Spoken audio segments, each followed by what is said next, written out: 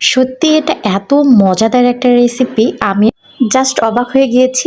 এর আগে জানতাম না, শুধুমাত্র সবার কাছে শুনেছি যে এটা খুবই মজার একটা রেসিপি। তো চলো তোমাদের সাথে রেসিপিটা শেয়ার করা যাক।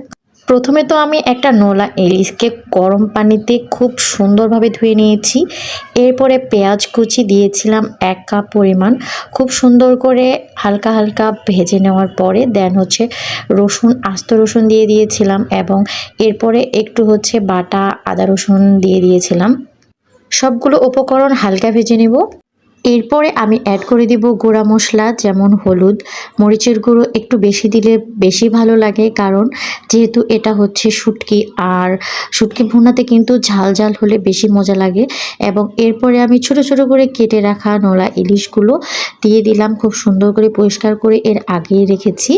তো যাই হোক, সব কিছু দিয়ে দেওয়ার পরে এই যে আরও কিছুক্ষণ ভেজে নিয়েছিলাম, যাতে করে ইলিশের ভিতরে থাকা ছোট ছোট কাঁটাগুলো খুব সুন্দরভাবে মুচমুচে হয়ে যায়। দেন অল্প পরিমাণে একটু পানি অ্যাড করে দিয়ে এটাকে সিদ্ধ করতে দিয়ে দিলাম। একদম পানিটা শুকিয়ে যাওয়া পর্যন্ত ওয়েট করতে হবে, আর পানিটা শুকিয়ে যাওয়ার পরে কিছুক্ষণ নেড়েচেড়ে নামিয়ে নিতে হবে।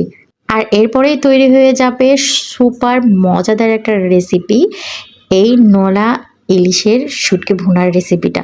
সত্যি খেতে অসাধারণ মজাদার।